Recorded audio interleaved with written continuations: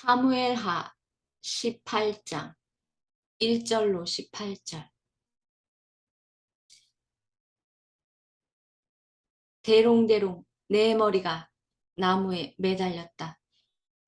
나무에 매달린 나의 최고의 가치, 나의 최고의 가치와 은사와 능력으로 나는 저주 아래 있는 자 되었다.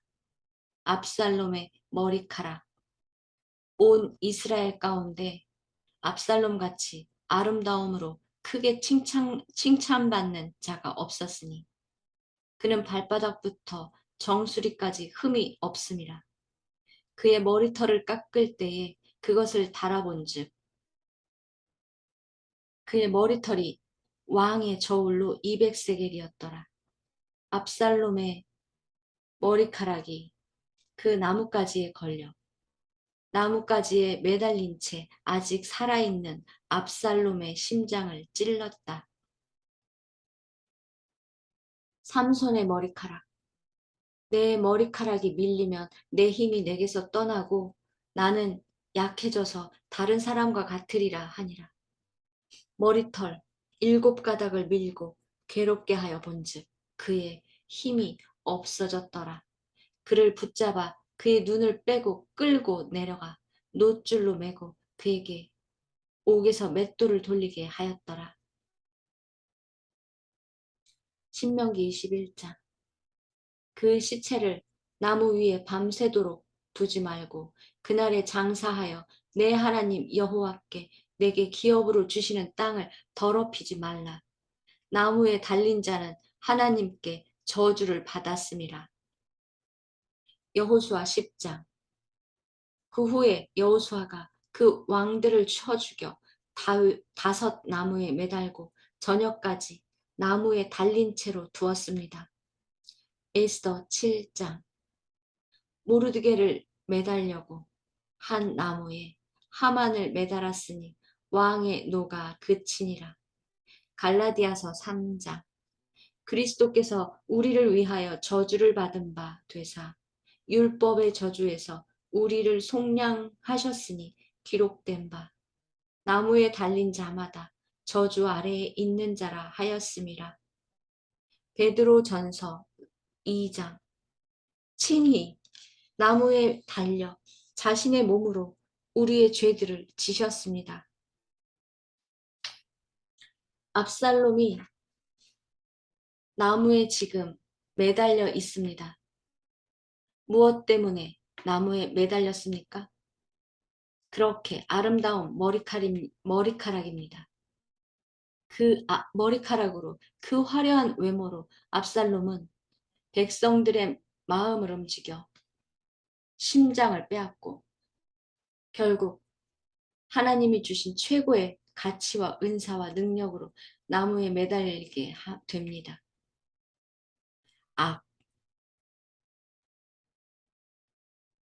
죄악에 사용하였기 때문입니다. 내가 가진 은사, 지금 내가 가진 능력, 내가 가진 최고의 가치, 사람들이 부러워할 만한 나의 것, 나에게 주신 것이 선이 되어야 합니다. 그러나 악이 되었을 때 여러분과 저도 한순간에 최고의 가치가 나무에 달리게 되는 저주 아래 놓이게 됩니다. 최고의 가치가 악이 되었을 때 나는 지금 어디에 매달려 있어야 합니까? 이미 지나온 시간들을 보니 나는 지금 어디에 매달려 있어야 합니까? 그럼에도 불구하고 나는 이렇게 멀쩡하게 하나님 앞에 있습니다. 나무가 아닌 하나님 앞에 있습니다. 누구 때문에? 누구 때문입니까?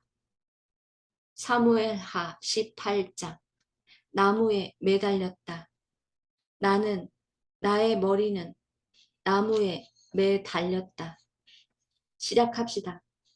사무엘하 18장을 통해 하나님이 주신 최고의 가치, 능력, 은사, 재능, 달란트, 선물, 많은 것들이 어디에 쓰여 어떻게 사용되어 결국 하나님 앞에 서 있는지, 나무에 달려 저주 아래 놓였는지 보십시다. 준비되었습니까? 지금 장군들은 다윗을 말립니다. 왕이 함께 나가다가 왕이 싸우다가 죽으면 안 됩니다. 라고 말리고 있습니다. 다윗이 싸움, 전투, 바로 전에 어떤 일이 있었습니까?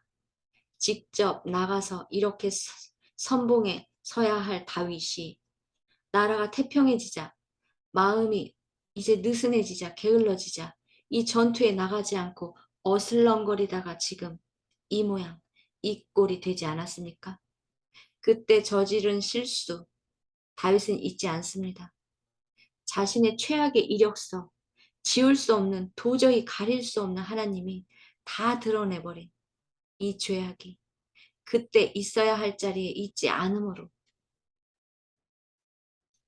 겪어야 하는 고통들이 그의 기억에, 그의 몸에, 영과 육으로 처절하게 남아 있었던 것입니다. 오늘도 다윗은 전쟁에 나가지 않습니다. 보십시다. 다윗이 만약에 이때 요압이 이렇게 말리는 이 선한 말에 다윗이 만약에 나갔다면 어떻게 됐을까 생각해보는 시간이 됩시다.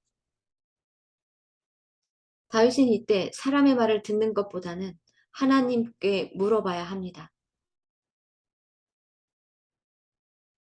다윗은 항상 하나님께 물을 때와 잠깐 놓치고 자신의 뜻대로 사람의 목소리에 기울일 때 두 갈래 길이 눈앞에 놓이게 됩니다. 다윗은 어렸을 때부터 사람에게 인정받지 못한 상처가 있습니다. 아버지가 형제들이 그 말제라고 그 가족사는 정확히 기록이 되어 있지 않으나 사무엘이 기름 부음 그 예식을 치를 때도 아버지는 다윗을 부르지 않고 목동으로 그냥 양이나 치게 그 잔치 그 날에 다윗을 부르지 않았습니다. 나중에 사무엘이 불러라 하니 불렀습니다. 얼마나 다윗의 마음에 인정받지 못한 사랑받지 못한 사람에게 사랑받지 못한 자, 인정받지 못한 자로 어린 시절부터 마음에 상처가 있었겠습니까? 그것이 또 압살롬도 아버지에게 인정받지 못하고 그 마음을 빼앗겼기 때문에 누군가의 마음을 찾아다니며 얼마나 악한 일을 합니까? 사람에게 인정받지 못하면 그 사람의 의지하는 것이 악한 영들이 그 계략입니다.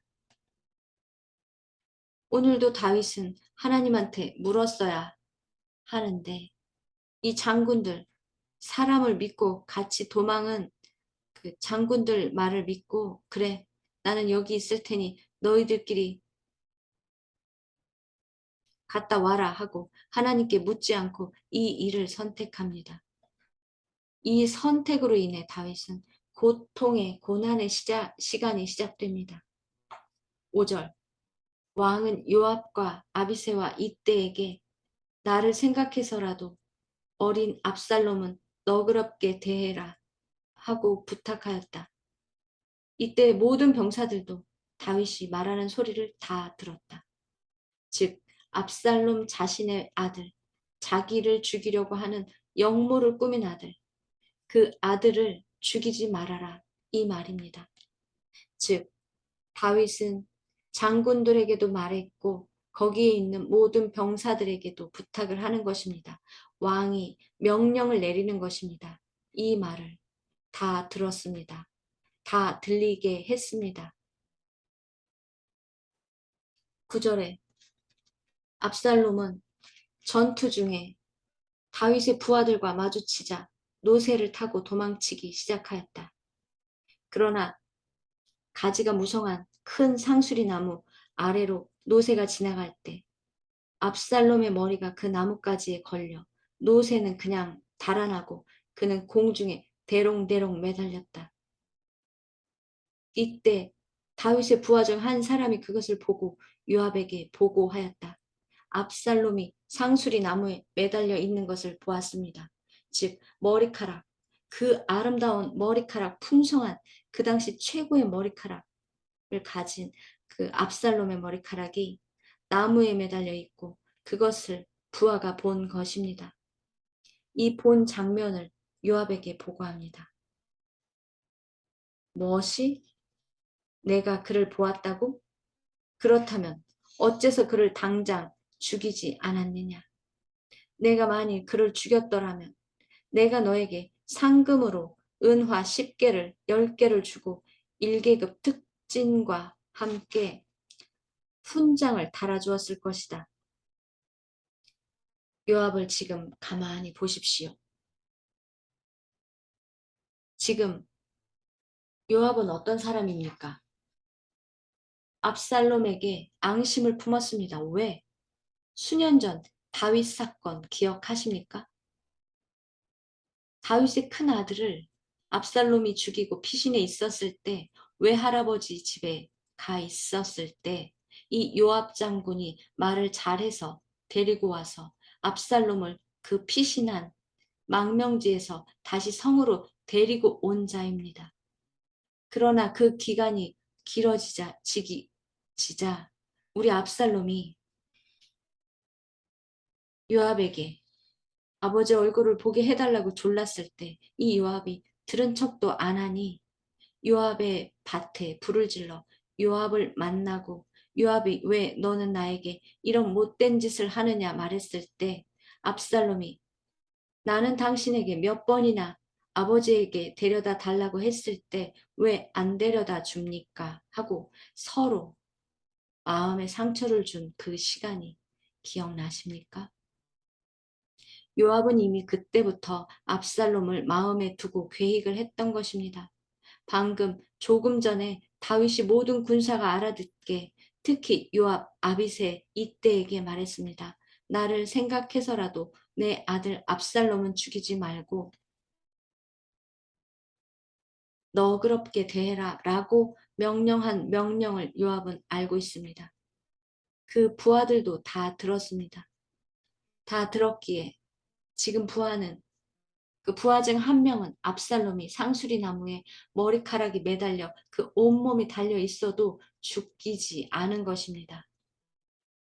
이렇게 보고하는 이 충심, 자신이 왕이 얘기한 그대로를 듣고 죽이지 않고 달려온 부하에게 말하는 것입니다. 왜 너는 안 죽였느냐? 내가 만일 그를 죽였더라면 내가 너에게 상금으로 은화 10개를 주고 1계급 특진과 함께 훈장을 달아주었을 것이다. 이렇게 자신의 사령관이 이렇게 말할 때 이 부하가 하는 말을 들어보십시오. 나에게 은화 1000개를 준다 해도 나는 그렇게 할 수 없습니다. 우리는 왕이 장군과 아비새와 이때에게 나를 생각해서라도 어린 압살롬을 해하지 말라고 명령하는 소리를 들었습니다.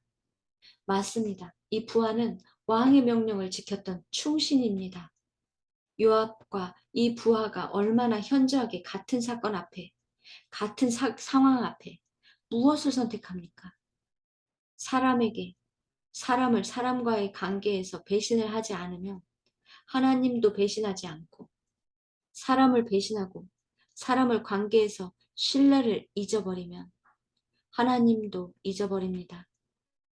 요압은 지금 왕이 다윗이 그렇게 애원한 마음과 명령과 신뢰를 깨버린 것입니다. 이것이 사단이 하는 마음을 훔쳐버린 자들의 언행입니다. 부하가 이렇게 다시 한번 압살롬의 죽음은 절대 안 됩니다. 왕이 명령했습니다. 요압에게 말을 했음에도 요압은 이미 건너지 말아야 할 강을 건넙니다. 14절 나는 더 이상 너와 시간을 허비하지 않겠다. 그러고서 요압은 단창 3개를 가지고 가서 나뭇가지에 매달린 채 아직 살아있는 압살롬의 심장을 찔렀다. 결국 사람들이 마음을 도적질했던 압살롬, 사람들의 마음을 도적질했던 압살롬, 그의 심장, 마음은 또 다른 사람, 그에게서 빼앗깁니다. 그것이 사단들의 계략입니다. 죽이고 죽고 빼앗고 빼앗기는 끝도 없는 전쟁 게임이 시작된 것입니다. 왜 아까 부하 1명은 같은 왕의 명령에 그대로 왕의 명령대로 움직였으나 왜 같은 사건 앞에 부하 10명은 압살롬을 죽입니까? 나는 요압의 부하 1명 그쪽에 서 있습니까? 아니면 부하 10명 쪽에 서 있습니까? 내 심장이 누구의 것이냐에 따라 선택이 이렇게 달라집니다. 압살롬, 그는 그 아름다운 머리가 나무에 달렸습니다. 그 아름다운 외모가 한순간에 나뭇가지에 걸려 매달렸습니다. 그리고 그 심장에 단창을 맞아 그렇게 죽었습니다. 여러분 잘 생각해 보십시오. 이 성경 말씀이 의미하는 것을 잘 생각해 보십시오. 요압이 심장을 찔러 죽였습니다. 마음을 찔러 죽인 것입니다. 압살롬은 오랜 시간 동안 심장, 마음을 빼앗긴 자였습니다. 누구에게? 사단에게. 잠깐 사단은 생각을 통해 우리 심장으로 들어옵니다. 우리 마음으로 들어온다는 것입니다. 그 마음을 통해 모든 것을 움직입니다. 여러분의 저는 저의 그 모든 동선, 언행, 즉 모든 나의 라이프, 나의 족적들이 어디서 조정이 된다고 생각하십니까? 내 머릿속에서, 내 생각 속에서, 내 뇌를 통해 마음으로 전달되고 결국 그 마음이 나를 움직이는 것입니다. 무엇이 내 안에 들어옵니까? 무엇이 내 심장을 빼앗아 갑니까? 무엇이 내 마음을 빼앗아 갑니까? 성령입니까? 악한 영입니까? 압살롬. 결국 사단이 들어온 그 마음 안에 자리 잡은 사단이 그 마음이 결국은 압살롬의 마음을 빼앗아가고 누군가의 마음을 훔치게 하고 결국은 돌아와 그 마음이 더러운 마음, 추악한 마음, 분노의 마음, 요압의 분노가 다시 압살롬의 분노의 마음을 죽인 것입니다. 이 연쇄작용, 이 사단의 게임이 보여지십니까? 나만 죽지 않고 너만 죽지 않고 우리 모두 죽는다. 살리는 영이 아니라 죽이는 영. 즉, 내 심장 뺏어가면 다른 심장, 다른 사람 심장을 뺏어와야 되고 뺏어온 그 심장으로 또 다른 뺏긴 자가 나를 또 죽이고 이것이 그들의 계략입니다. 내가 가진 은사, 내가 가진 최고의 가치, 능력, 실력, 하나님이 주신 것도 모르고 그것으로 다른 사람의 마음을 훔치고 내 마음이 뺏기고 교만에 분노에 거짓에 가식에 사용합니까? 그 악에 쓰임 받았습니까? 대롱대롱 내 머리가 내 것이 나무에 매달려 저주 아래 놓인 자가 되었습니까? 나무에 매달린 나의 최고의 가치, 은사, 능력, 재능, 실력, 심장이, 마음이 어디 있는지, 누가 잡고 있는지, 그로 인해 나는 이 모든 사건들을 다시 보며 나는 과연 지금 어디에 있는지 보아야 합니다. 집중해서 기도해 봅시다. 기도하겠습니다. 하나님 감사합니다. 오늘도 사무엘하 18장 속에 우리의 영이 말씀 앞에 섰습니다. 성경 66 주권, 하나님의 마음과 목적과 뜻과 계획이 그 안에 한 명 한 명 모두를 통해 우리에게 보여주십니다.